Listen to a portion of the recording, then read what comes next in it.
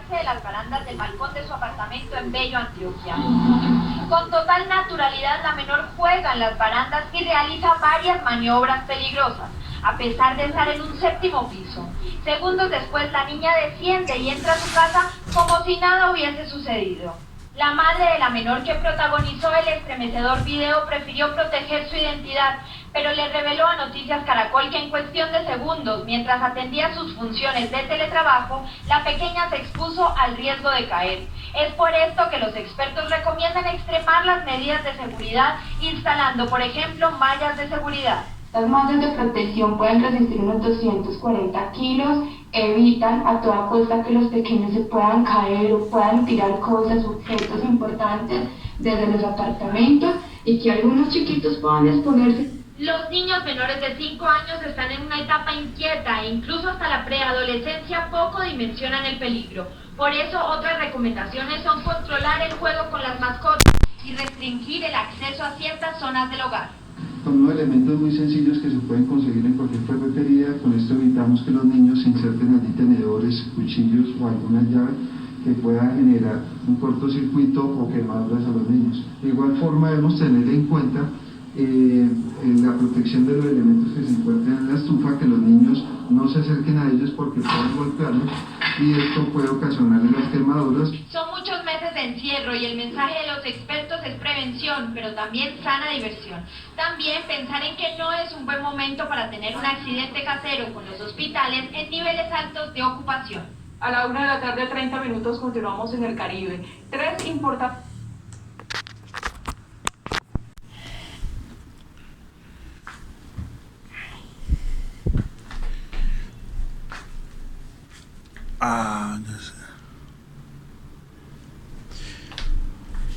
Bien, amigos, hola, buenas tardes. Hoy 30 de julio de 2020. Lo que ustedes acaban de ver, pues tiene que, o se trata, con lo que estamos manejando, o lo estoy viendo, con la dogmática jurídico-penal del funcionalismo sistémico de Günter Jacobs. Eso obedece a unos deberes positivos que se originan en la comunidad de vida. De allí que entonces, frente a esos riesgos que pueden ocasionar terceros o la misma naturaleza, se debe responder, en este caso, con los padres con respecto a los hijos. Si al menor llegar a irse al vacío, Dios no quiera, produciéndose algún tipo de daño, pues entonces quien debe responder es el padre. Y si no está el papá o la mamá o no hay alguien del núcleo familiar, sino, por ejemplo, las empleadas domésticas, ella tiene también una responsabilidad y surge por algo que está establecido en el Código de Procedimiento Penal, en el artículo 25, ya señala que cuando indica la norma de que son constitutivas de posición de garantes las siguientes situaciones. Primero, cuando se asuma voluntariamente la protección real de una persona o de una fuente de riesgo dentro del propio ámbito de dominio. La otra posición de garante es cuando existe una estrecha comunidad de vida entre las personas. Tercero, cuando se emprenda la realización de una actividad riesgosa por varias personas. Y cuarto, cuando se haya creado precedentemente una situación antijurídica de riesgo próximo para el bien jurídico correspondiente. Aunque el parágrafo de la norma indica que estos 4 numerales solo se tendrán en cuenta en relación con las conductas punibles delictuales que ataquen contra la vida, integridad personal, la libertad individual y la libertad de información sexual. Bien, cuando la norma del Código Penal, la Ley 599 nuestra actual del 2000, señala pues que la conducta punible puede ser realizada por acción o por omisión. Y la norma dice en el inciso segundo que quien tuviere el deber jurídico de impedir un resultado perteneciente a una descripción típica y no lo lleve a cabo, estando en posibilidad de hacerlo, quedará sujeto a la pena contemplada en la respectiva norma penal. Y dice aquí, a tal efecto se requiere que el agente tenga a su cargo la protección en concreto del bien jurídico protegido o que se le haya encomendado como garante la vigilancia de una determinada fuente de riesgo conforme a la Constitución o a la ley. Pues esas posiciones de garante, hoy en día, si tenemos en cuenta pues esta obra que estoy leyendo del funcionalismo en homenaje al maestro Günter Jacobs por parte de la Universidad Externado de Colombia, y que he venido haciéndole pues el seguimiento ya en materia del funcionalismo, pues les decía y explicaba que en el esquema finalista de Hans Belzel, la conducta como una voluntad jurídicamente relevante, ¿no? Una acción final, pero que entonces ya superada y por ese esquema por alguien que fue discípulo del maestro Hans Belzel, que es Günter Jacobs, a partir del 1983, con esos estudios que hace el maestro Günter Jacobs, se llega a ese funcionalismo sistémico. Y entonces permítanme hacer algunas precisiones aquí en torno a esta figura, porque es lo que está sucediendo a diario. En una sociedad, los riesgos se materializan desde que uno sale a la calle. Pero en este caso ustedes lo están patentizando por este tema de la cuarentena debido al confinamiento, pues por la epidemia del COVID-19, pues entonces ahora ya se están advirtiendo los riesgos que se tiene cuando se dejan estos niños en los balcones de las residencias y que por falta de un cuidado especial, pues puedan alcanzar al vacío al caerse accidentalmente. Pero frente a ello entonces tendrán que responder los padres, y allí entonces entra este tema del funcionalismo sistémico, porque hoy la responsabilidad penal se fundamenta en que yo debo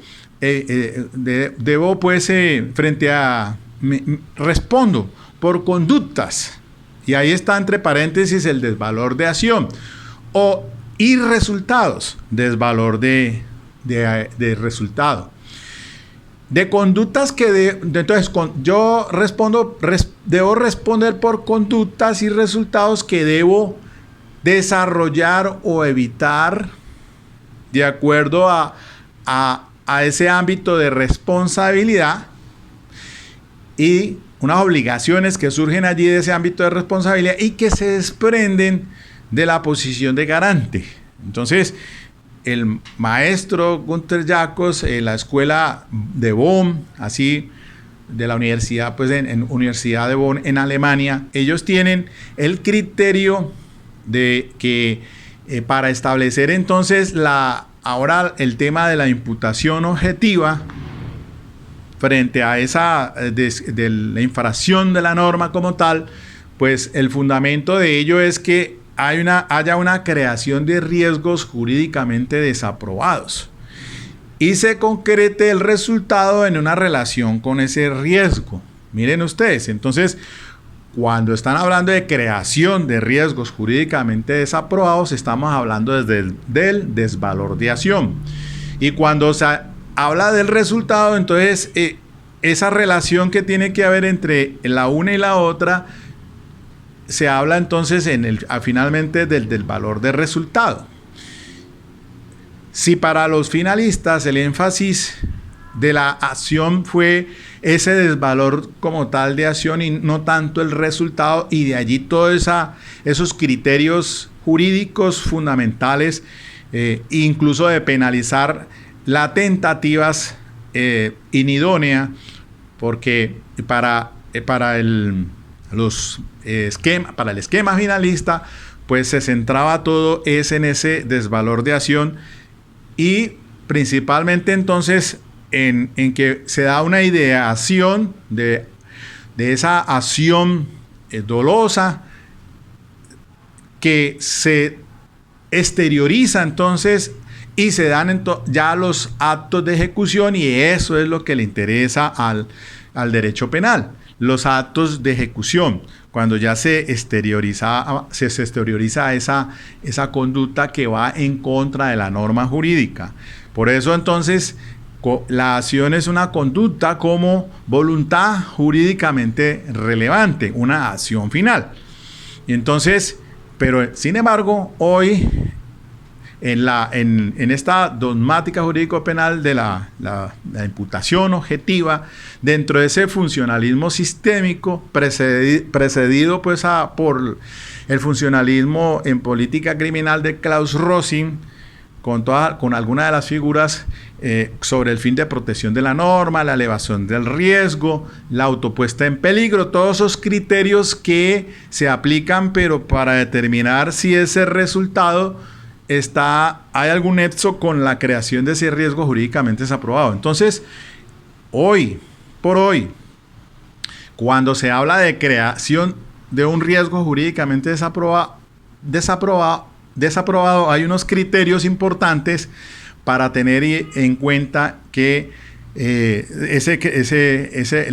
sobre esa creación de ese riesgo. ¿Cuáles son ellos? Entonces, que hay riesgos permitidos, que hay un principio de confianza, que hay acciones a propio riesgo y que hay una provisión de regreso. Eso para establecer entonces en qué casos estamos ante una imputación objetiva como jurídicamente relevante, y que los criterios del fin de protección de la norma, de la autopuesta en peligro, todo esto tiene que ver con el tema de si ese resultado se relaciona con esa creación del riesgo.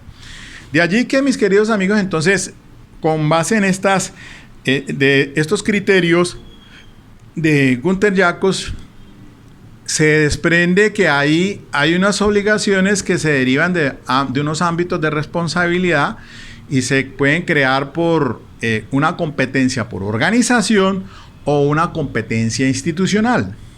Se dice de que como estamos en una sociedad de riesgos, los riesgos todos los días los estamos viendo desde que salimos y prendes el carro y sales a la calle, cuando abordas el avión, cuando están en la construcción de urbanizaciones. Todo implica un riesgo permitido para que funcione la sociedad. Eso está dentro de lo que se conoce pues como la teoría de los sistemas de Niklas Luhmann, ya confirmando que es un alemán, sociólogo alemán, del cual entonces fundamenta todos estos criterios el maestro Günther Jacobs. Entonces, de esa manera pues, se establece que esa competencia por organización me indica de que yo debo no crear riesgos, pero que si yo me aventuro a hacerlos, pues debo tomar unas disposiciones a efecto de que esos riesgos no se exterioricen. Y les daba el ejemplo para que entiendan de alguien que frente a su casa tiene la necesidad de abrir por un daño que hay en el acueducto y se abre un hueco, pero que se debe tomar todas las prevenciones, como de no apagar la luz en la noche para que alguien no vaya a caer ese hueco y se dañe y se cause un daño. Lo mismo que colocarle la cinta de peligro no pase. Entonces, pero si se exterioriza ese riesgo, entonces tiene deberes de salvamento. Y el tema del pensamiento de la injerencia, porque quien exterioriza un riesgo, pues tiene deberes de salvamento en el tráfico. Pero esos son competencia por organización o de dominio. Y están también la competencia institucional, pero esa obedece a una comunidad de vida. Entonces son positivos, como la obligación que tienen padres con los hijos, los educadores con los estudiantes, en algún tipo de instituciones, la policía. Y les decía el otro día el ejemplo aquí en Cali se fue un carro a un caño de aguas residuales y la policía fue la que intervino inmediatamente y se mete poniéndose en su propio riesgo para salvar la vida de esas personas. Diríamos nosotros que bajo esa intervención, ¿cuál es la expectativa que se tiene de la persona? Pues que obre de esa manera porque tiene un deber institucional, un deber que tiene que hacer para poder entonces salvaguardar la vida, porque pues lo dice el artículo 2 de la Constitución Política, que para qué están entonces establecidas las autoridades, en este caso la policía. Si no lo hace, entonces miren ustedes que estaría frente a esta situación de que hay algo que se comete un riesgo, una infracción, un resultado, la muerte de esas personas, y de qué manera entonces vamos a decir la responsabilidad sería en este caso por una omisión de la Policía Nacional. Pero si se trata de un ciudadano del común y corriente que por ejemplo pase por el lugar y ve que se van allá al caño de aguas residuales y no hace nada, pues como él no es el que ha creado el riesgo dentro de esa competencia de organización, ni tampoco tiene esa competencia institucional porque no es familiar de ninguno de ellos allí, no es el papá de alguno de ellos, no tiene pues entonces esa competencia por ninguno de los dos aspectos. Lo único que diríamos es que se está cometiendo es una conducta que va en contra pues de lo que establece nuestra Constitución Política en el artículo 95, que es un deber de ciudadano, el de responder con acciones humanitarias frente a esos cuando se trata pues de hechos que atentan contra la vida de las personas, que de no hacerlo entonces estaría incurso o penalmente responsable por una conducta de omisión propia que establece el artículo 131 del Código de Procedimiento Penal, del Código Penal, que indica pues que el que omitiere sin justa causa realizar pues una acción de salvamento de una persona que está pues que esté en peligro de su vida, pues obviamente que ahí se le hace responsable de una pena de tanto a tanto. Entonces miren la diferencia que existe en estas dos situaciones. La competencia por organización genera entonces deriva una posición de garante, pero porque debo evitar resultados negativos y que de hacerlo por aquí tengo que, el operador jurídico entonces tiene que ubicarse dentro de esos 4 criterios. Primero, establecer si está dentro del riesgo permitido, porque si está dentro del riesgo permitido, entonces no se le podría atribuir una imputación objetiva. Si está en el principio de confianza, obedece normalmente a esa organización. Y diga usted, el médico en una cirugía con la instrumentadora, ella es la que le debe pasar los instrumentos como tal, y él confía en que ella cumpla su rol o su papel. Pero eso entonces en algunas situaciones donde haya algún resultado adverso o lesivo de la vida de alguna persona, lo que sea, entonces en ese caso lo excluye, porque bajo el principio de confianza yo debo confiar de que la enfermera me pase, por ejemplo, el medicamento que yo estoy necesitando. Diga usted que le solicita algún tipo de cuestión para inyectarle a la persona, pero resulta de que la enfermera no le pasa eso, sino que le pasa un veneno equivocadamente. Entonces, ¿cómo va a responder? No estaría dentro de la creación de un riesgo jurídicamente desaprobado porque él obró bajo el principio de confianza.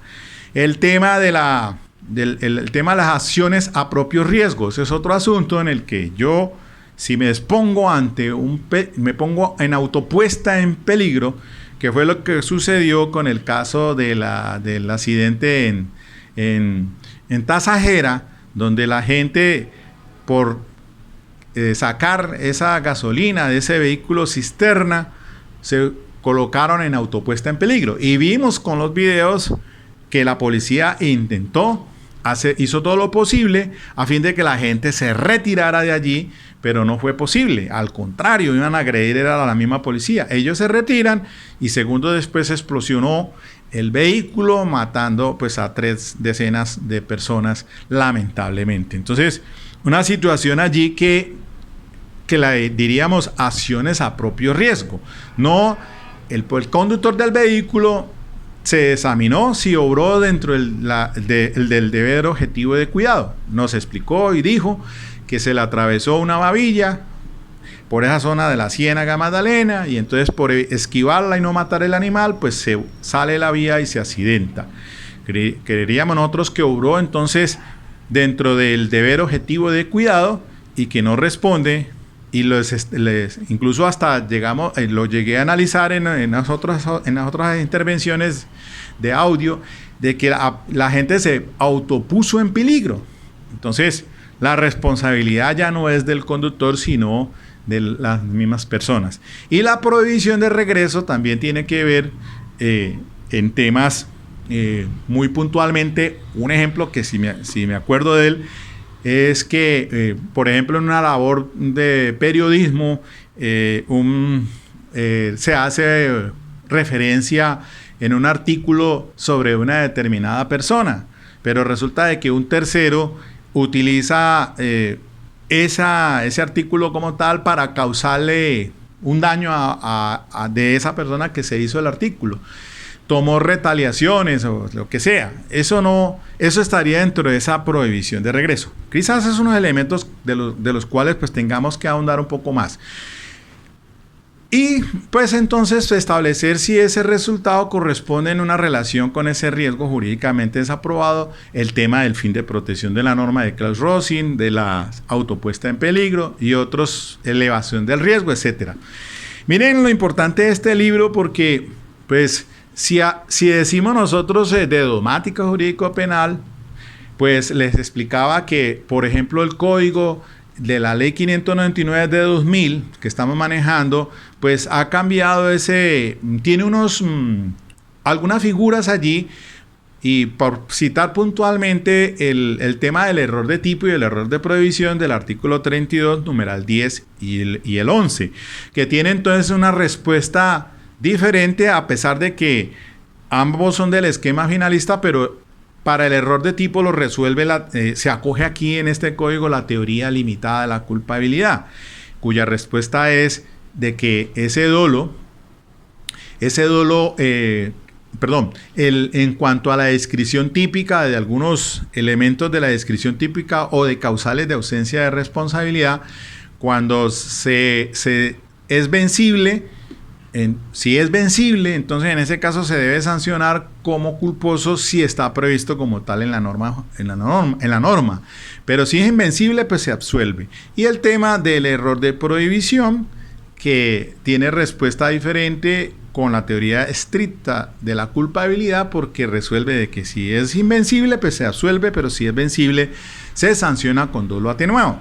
Por esa razón, en la decisión que les he citado de la Corte Suprema de Justicia reciente sobre el tema del error de prohibición indirecto, disculpante de responsabilidad del joven que tiene relaciones sexuales con su novia, la Corte, incluso en ese análisis que hace, porque en este caso fue absuelto por el juzgado acuo, pero fue condenado por el ACUEN, el tribunal. Por eso se fue en casación, y en casación se dice, bueno, pero es que el acuo, si consideraba que había un error de prohibición vencible, tuvo que haberlo sancionado con dolo atenuado, y no fue así. Entonces le va digamos la llamada de atención por parte de la Corte Suprema en ese aspecto. Pero como pues los factores que tuvo en cuenta, entre otros, la Corte Suprema de Justicia, es que el joven, en esa situación de la conciencia de antijuridicidad, el juicio de reproche, que es otro de los temas importantísimos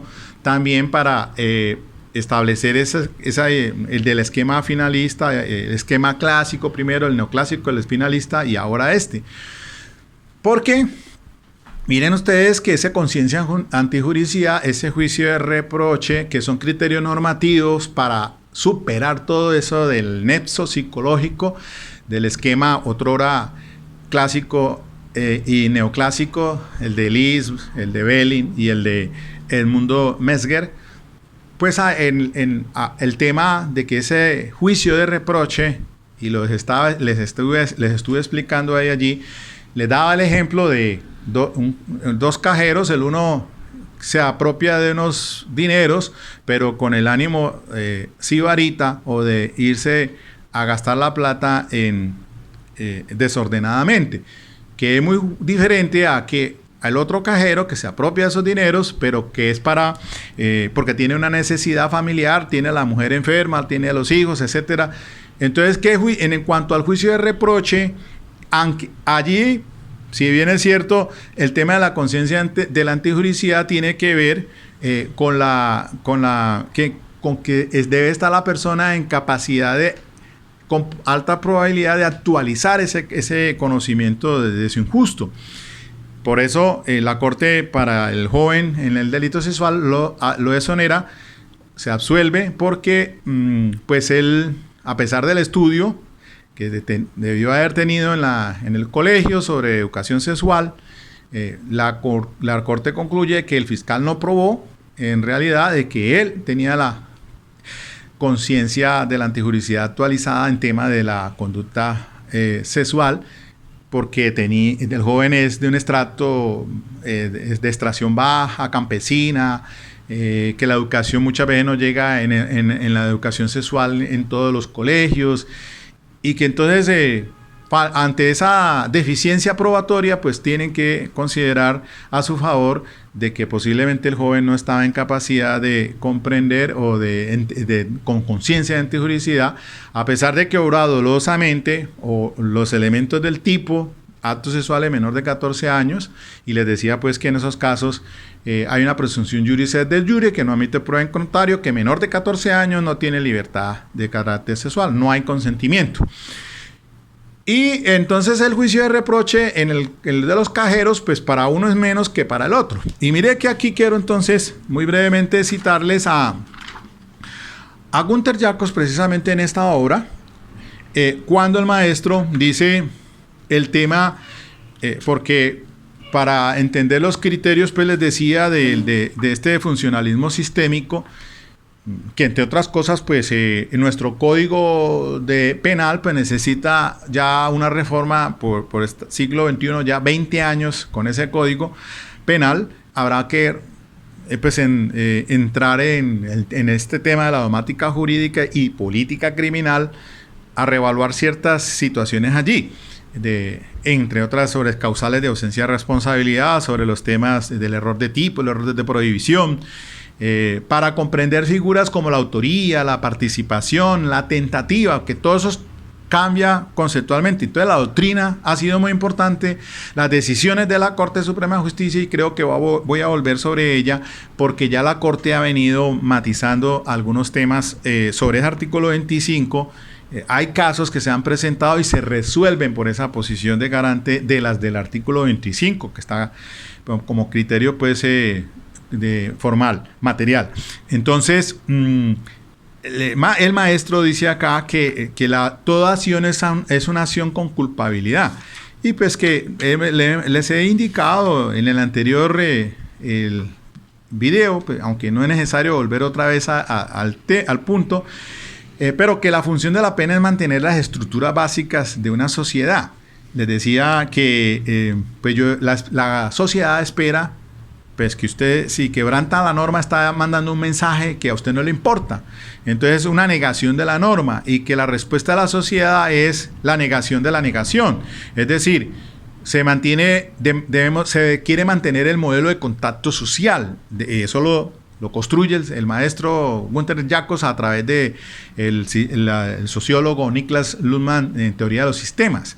Entonces, en fin, entonces el significado de la conducta es que con su comportamiento el infractor expresa o comunica que para él no le rigen las expectativas fundamentales, sino su propia concepción del mundo. Entonces, al imponer la sanción, la pena, es mantener la vigencia de la norma, decirle a la comunidad, mire, este señor está infringiendo, y la norma pues se mantiene con ese fin.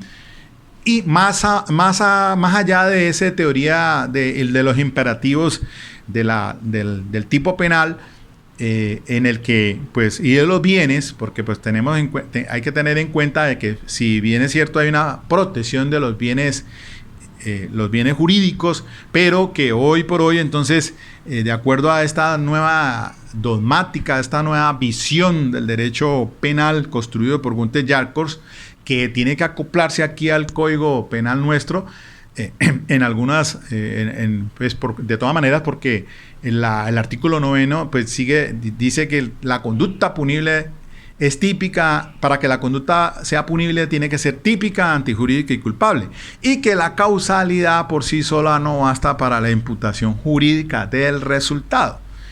Casi que diríamos nosotros, sin hablar ya de imputación objetiva, pero y allí no está incluyéndose más el desvalor de acción, o énfasis en el desvalor de acción, que es la creación del riesgo jurídicamente desaprobado, sino el énfasis es en el desvalor de resultado.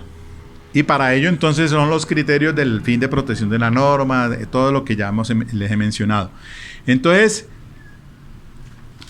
Rosín dice, para eso volviendo a lo del juicio de reproche, criterios normativos, superando el anexo psicológico, que esta falta, dice el maestro así: de acuerdo con el entendimiento de la teoría de los sistemas, al que sigo en este punto, la sociedad es comunicación. Desde esta perspectiva, por ejemplo, lo social en un homicidio no es la lesión de la carne de la víctima o la destrucción de su conciencia, sino la afirmación contenida de modo concluyente y objetivada en el hecho punible de no deber respetar el cuerpo y la conciencia de la víctima como elementos de una persona, sino de poder tratarlos como un entorno diferente. Mediante esta afirmación se cuestiona la norma, es decir, la regulación entre personas. Por lo tanto, el delito es la desautorización de la norma, o, vuelto a referir a la persona delincuente, falta de fidelidad del ordenamiento jurídico actuada. Esta falta de fidelidad al ordenamiento objetivada en el hecho es la circunstancia, o dicho con mayor exactitud, el déficit objetivado frente al cual se reacciona mediante la pena, en todo caso en un derecho penal que integre un principio de culpabilidad. Pues el principio de culpabilidad significa que solo ha de penarse cuando se produce un hecho culpable y no después de la realización de un injusto inculpable. La culpabilidad, la falta de fidelidad al derecho actuada en cuanto a desautorización de la norma, a su vez es un asunto social y no es susceptible de ser descrito como suceso en la psique del autor.